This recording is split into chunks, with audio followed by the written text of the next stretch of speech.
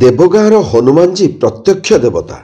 ସେ ତ କିଛି ଆଜିକାଲିକା କଳିଯୁଗର ଦେବତା ନୁହନ୍ତି, ସତ୍ୟଯୁଗରୁ ବିରାଜୁଛନ୍ତି। ମହନ୍ତ ମହାରାଜଙ୍କ ନାମ ହନୁମାନ ଦାସ। ତାଙ୍କର ବି ସେହିପରି ମହିମା। ବଡ଼ ବଚନସିଦ୍ଧ ପୁରୁଷ ଥିଲେ। ଯାହାକୁ ଯାହା ଆଜ୍ଞା କରୁଥିଲେ ତୁରନ୍ତ ଫଳି ଯାଉଥିଲା। ତାଙ୍କ ମହିମା କଥା ପୃଥିବୀଯାକ ଜାରି। ନାଗପୁର ମରହଟ୍ଟା ଫୌଜଦାର ସବୁ କଥା ଶୁଣିପାରି ତାଙ୍କୁ ଦର୍ଶନ କରିବାକୁ ଆଇଲା। ସକାଳ ଓଳିଆ ମହନ୍ତ ମହାରାଜ ଗୋଟିଏ କାନ୍ଥଡ଼ା ଉପରେ ବସି ଗଞ୍ଜେଇ ଟିପୁଥିଲେ। ଦୂରକୁ ଅନାଇ ଦେଲେ ଯେ ଗୋଟିଏ ଖୁବ୍ ବଡ଼ ଦନ୍ତାହାତୀ ଉପରେ ଅମାରିକସା, ତା ଉପରେ ପାଟଛତା ଉଡ଼ୁଛି, ଫୌଜଦାର ତା ଉପରେ ବସି ଆସୁଛି। ମହନ୍ତ ମହାରାଜ ଖାଲି ଏତିକି କହିଲେ, ହଁ ଚେଲ ବାବା କାନ୍ଥଡ଼ା ଚେଲ। ଆଉ କ'ଣ କାନ୍ଥଡ଼ା ରହିପାରେ? ଚାଲିଲା। ତେଣୁ ଆସୁଛି ହାତୀ, ଏଣୁ ଯାଉଛି କାନ୍ଥଡ଼ା, ଅଧବାଟରେ ଭେଟାଭେଟି। ଫୌଜଦାର ଯେମିତି ଅନାଇ ଦେଇଛି, ଆଉ କ'ଣ ହାତୀରେ ବସିପାରେ? ଖପ୍ କରି ହାତୀରୁ ଡେଇଁ ପଡ଼ି ଲମ୍ ଲମ୍ ଗୋଡ଼ ତଳେ ପଡ଼ିଗଲା। ମହନ୍ତ ମହାରାଜ କଲ୍ୟାଣ କଲେ, ଜିତେ ରହୋ ବଚ୍ଚା, ଉଠ ଉଠ ଉଠ। ଫୌଜଦାର ଯେମିତି ଉଠିଛି, ସାଙ୍ଗେ ସାଙ୍ଗେ ତମ୍ବା ପାଟିଆରେ 12 ବାଟି ଜମି ଅକରା ସନନ୍ଦ କରିଦେଲା। ଏହି ମହନ୍ତ ଗାଦିରେ ବସିଥିଲେ 1212 ବର୍ଷ 12 ମାସ 12 ଦିନ। ସେ ତ ଥିଲେ ଇଚ୍ଛାମୟ ପୁରୁଷ। ଆଉ ପୃଥିବୀରେ ରହିବାକୁ ମନ ବଳିଲା ନାହିଁ। ଅଯୋଧ୍ୟାକୁ ଖବର ଗଲା, ହନୁମାନ ଗାଦିରୁ ଜଣେ ଚେଲା ଆସିଲେ। ୟାଙ୍କ ହାତରେ ଗାଦି ଦେଇ ସ୍ୱର୍ଗକୁ ଚାଲିଗଲେ। ଏ ଚେଲାଙ୍କ ନାମ ମର୍କଟ ଦାସ ମହନ୍ତ ମହାରାଜ। ଗାଦିର ମହିମା ଏ ମହନ୍ତ ବି ସେହିପରି। ୟାଙ୍କ ସମୟରେ ପଡ଼ିଲା ଫିରିଙ୍ଗି ଅମଳ ଜାରି। କଟକ ସାହେବ କହିଲା, କ୍ୟା ହିନ୍ଦୁ ଫକୀରଟା ଖଜଣା ନ ଦେଇ କେଉଁ ଏତେ ଗୁଡ଼ାଏ ଜମି ମାହାଳିଆ ଖାଏଗା? ବୋଲାଓ ଉସ୍କୋ, ହମ୍ ଦେଖେଙ୍ଗା। ପରବାନା ପାଇ ମହନ୍ତ ଘୋଡ଼ାରେ ଚଢ଼ି ବାହାରିଲେ। ମହନ୍ତ ମହାରାଜ ଆଜ୍ଞା କଲେ, ପରବା ନାହିଁ। କାଖରେ ଯେ ବାଘଚାଲ ଥିଲା ପାଣିରେ ପାରିଦେଲେ। ଆପେ ବିଜେ ହୋଇଗଲେ। ଅଧିକାରୀ ଟହଲିଆ ସୁଆର ଚଳିବା ଭଳି ଲୋକଙ୍କୁ ପାଖରେ ବସାଇ ନେଲେ। ଜଣେ ଛତିଆ ମହନ୍ତଙ୍କ ମୁଣ୍ଡ ଉପରେ ପାଟଛତି ଟେକିଥାଏ। 2 ଜଣ ବାହିଆ ଛାଲ ବାହି ଯାଉଥାନ୍ତି। ଏଣେ ମହାନଦୀ ଆର କୂଳରେ ସାହେବ ରାଉଟି ପକାଇ ବସିଥିଲା। ଦୂରବୀନରେ ଚାହିଁଦେଲା। ପାଖ ଲୋକଙ୍କୁ ପଚାରିଲା, ଇଏ କ୍ୟା? ଲୋକେ କହିଲେ, ହିନ୍ଦୁ ଫକୀର ବିଜେ ହୋଇ ଆସୁଛନ୍ତି। ସାହେବ ଆଉ କ'ଣ ଚୌକିରେ ବସିବ? ନଈକୂଳକୁ ଧାଇଁ ଆଇଲା। ମୁଣ୍ଡରୁ ଟୋପି ତଳେ ରଖି 3 ସଲାମ କଲା। କହିଲା, ଯାଓ ଫକୀର, ତୁମାରା ଜମିନ ବାହାଲ। ଏ ମହନ୍ତ 1500 ବର୍ଷ ଗାଦିରେ ବସିଥିଲେ। ତାଙ୍କର ଉତ୍ତାରେ ଗାଦିରେ ବସିଲେ ଜମ୍ବୁବାନ ମହନ୍ତ ମହାରାଜ। ମନ୍ଦିର ପଛପଟରେ ଯେଉଁ 2 ଫାଙ୍କୁଡ଼ିଆ ବୁଢ଼ା ସାହାଡ଼ା ଗଛ ଦେଖୁଛ, ଏଇଟା କ'ଣ ଜାଣ? ମହନ୍ତ ଦିନେ ସାହାଡ଼ା ଦାନ୍ତକାଠିରେ ଦାନ୍ତ ଘଷୁଥିଲେ। କାଠି ଖଣ୍ଡ ଦାନ୍ତରେ ଚିରି ଜିଭ ଛେଲି ପକାଇ 2 ଖଣ୍ଡ କାଠି ଯୋଡ଼ି ମାଟିରେ ପୋତିଦେଲେ। ତା ଉପରେ ଯେମିତି ଟୋପାଏ ପାଣି ପକାଇଛନ୍ତି, ସେମିତି ଗଜେଇ ଉଠିଲା। ଏଇଟା ସେଇ ଗଛ। ବର୍ତ୍ତମାନ ମହନ୍ତଙ୍କ ନାମ ବାନ୍ଦର ଦାସ ମହନ୍ତ ମହାରାଜ। ଏପରି ପୁରୁଷ କାହିଁ ଦେଖା ନାହିଁ? ନଥିବ। ପଞ୍ଚହତା ମର୍ଦ୍ଦ, ଗାଲ ଓଠ ଛାତିରେ ଲାଗିଯାଇଛି। ବେକ ଦିଶେ ନାହିଁ। ବାହୁ ଆଉ ଲୋକଙ୍କ ଜଙ୍ଘ ପରି। ମୋଟା ପେଟଟି ଗୋଟିଏ 10 ନୌତିଆ ଘୁମ। ଅଜଣା ଲୋକ ଦେଖି କହିବେ, ମହନ୍ତ ଲଙ୍ଗଳା। ନାଇଁ, ଚାଖଣ୍ଡେ ଚଉଡ଼ା 1.5 ହାତ ଲମ୍ବ, ଖଣ୍ଡେ କନା କୌପିନ ମାରିଥାନ୍ତି। ଜଙ୍ଘକୁ ଜଙ୍ଘ ଲାଗିଯାଇଛି। ପେଟଟି ଝୁଲି ପଡ଼ିଛି। କୌପିନ ଦିଶେ ନାହିଁ। ଏ ମହନ୍ତଙ୍କର ବି ମହିମା ଅପାର।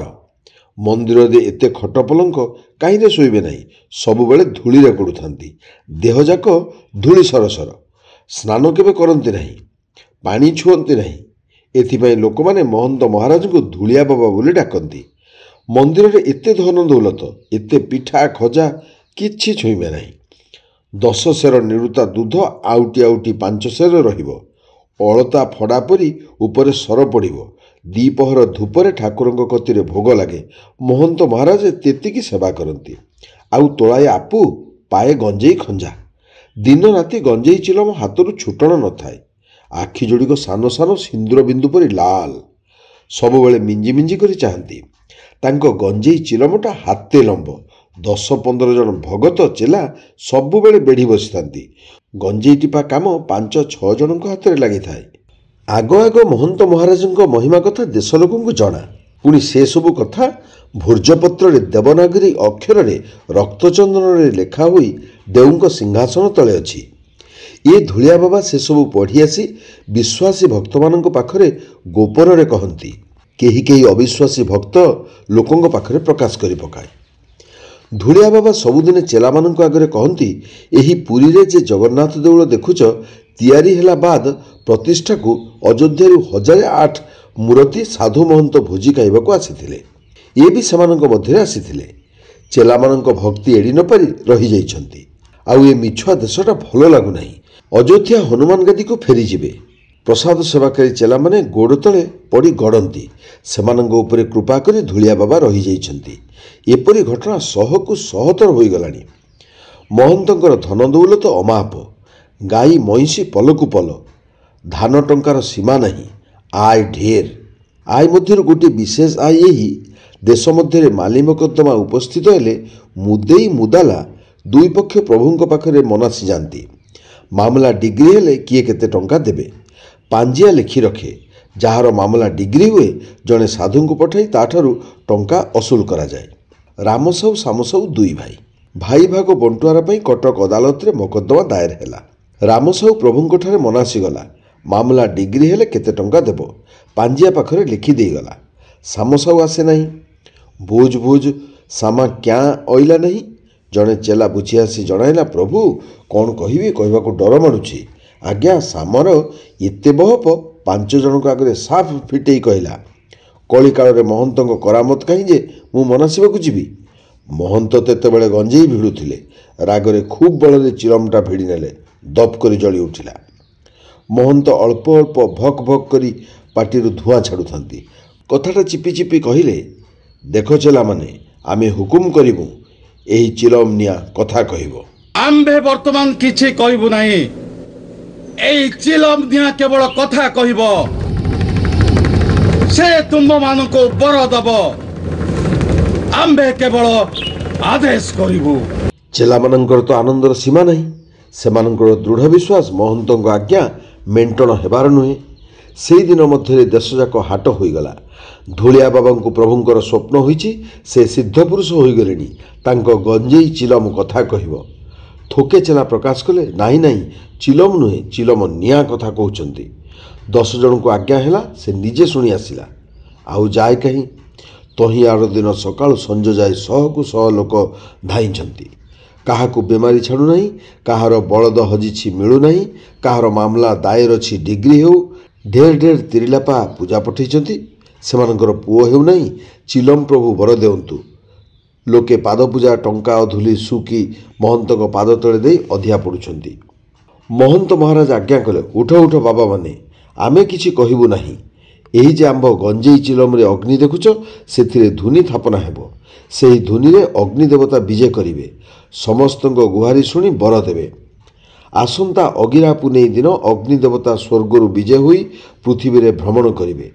ଆମ୍ଭକୁ ସ୍ୱପ୍ନରେ ଆଜ୍ଞା କରିଛନ୍ତି। ଆମ୍ଭେ ଧୁନି ଥାପି ତାଙ୍କୁ ବିଜେ କରାଇ ରଖିବୁ। ଯାହାର ଯାହା ଗୁହାରି ଥିବ ପୂଜା ଦେଇ ଜଣାଇଲେ ତତ୍କ୍ଷଣାତ୍ ବର ମିଳିଯିବ। ଆସନ୍ତା ଅଗିରା ପୂର୍ଣ୍ଣମୀ ଦିନ ଅଗ୍ନି ଦେବତା ସ୍ୱର୍ଗରୁ ପୃଥିବୀକୁ ବିଜେ କରିବେ। ସାକ୍ଷାତ ଅଗ୍ନି ଦେବତା ତୁମ ସହ କଥା ହେବେ। ଜୟ ବାବାଙ୍କର।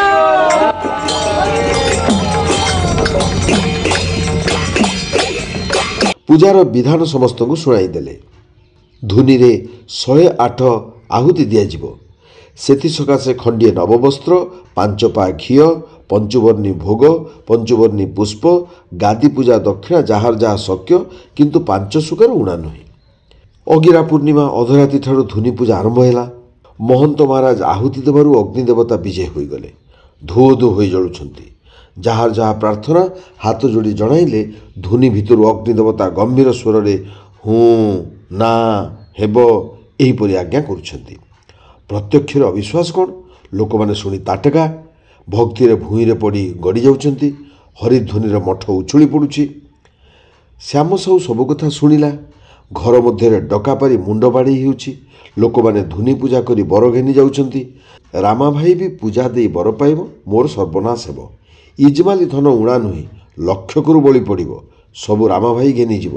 ମହନ୍ତ ମହାରାଜ ଖପା ହୋଇ ଆଜ୍ଞା କରିଛନ୍ତି, ଆଚ୍ଛା ସେ ତେଲି ଟୋକାକୁ ଦେଖିବୁ। ଏ କଥା ଶୁଣିଲା ବେଳୁ ସାମାର ଫକାସି ଉଡ଼ିଗଲାଣି। କ'ଣ କରିବ? ଭାଳୁ ଭାଳୁ ଗୋଟିଏ ବୁଦ୍ଧି ଦିଶିଗଲା। ମହନ୍ତ ମହାରାଜଙ୍କ ଗଞ୍ଜେଇ ପ୍ରସାଦ ସେବକମାନଙ୍କୁ ଧାଇଁ ଧଇଲା। କାହାକୁ 10 କାହାକୁ 5 ଦେଇ ସମସ୍ତଙ୍କ ଗୋଡ଼ ତଳେ ପଡ଼ିଲା। ସମସ୍ତେ ଅଭୟ ଦେଇ ମହନ୍ତଙ୍କ ଗୋଡ଼ ତଳେ ପଡ଼ିବାକୁ ଉପଦେଶ ଦେଲେ। ବେଳ 6 ଘଡ଼ି। ସେବକମାନେ ବେଢ଼ି ବସିଛନ୍ତି। ମହନ୍ତ ଧୂଳିଟାରେ ବସି ଗଞ୍ଜେଇ ଭିଡ଼ୁଛନ୍ତି। ଜାଗାଟା ଧୂଆଁମୟ। ଶାମ ସାହୁ ଛାତି ଦାଉଁ ଦାଉଁ ପଡ଼ୁଛି। ଡରି ଡରି ଯାଇ ମୁଠାଏ ଟଙ୍କା ପାଦ ପୂଜା ପାଇଁ ଝଣ କରି ମହନ୍ତଙ୍କ ପାଦ ତଳକୁ ଫୋପାଡ଼ି ଦେଇ ଲମ୍ବ ଲମ୍ବ ହୋଇ ଗୋଡ଼ ତଳେ ପଡ଼ିଗଲା। ପ୍ରଭୁ, ମୁଁ ପିଲା, ମୁଁ ମହାପାପୀ, ମୋ ଅପରାଧ କ୍ଷମା କରନ୍ତୁ। ମହନ୍ତ ଆଖି ବୁଜି ଗଞ୍ଜେଇ ଭିଡ଼ୁଛନ୍ତି। କିଛି ଆଜ୍ଞା ହେଲା ନାହିଁ। ସମସ୍ତ ସେବକ ଏକାବେଳକେ ମହନ୍ତ ମହାରାଜଙ୍କ ଗୋଡ଼ ତଳେ ପଡ଼ି ପ୍ରାର୍ଥନା କଲେ, ହେ ମହାପ୍ରଭୁ, ଆମ୍ଭେମାନେ ମହାପାପିଷ୍ଠ ଅପରାଧୀ। ପ୍ରଭୁ କ୍ଷମା ନ କଲେ ଆଉ କିଏ ଜଗତରେ ଅଛି? ଦୟାମୟ ପ୍ରଭୁ ଏକାବେଳକେ ଆଜ୍ଞା କଲେ, ଯାଅ ବେଟା, ପୂଜା ଲେ ଆଓ। ଶାମ ସାହୁର ଆନନ୍ଦର ସୀମା ନାହିଁ।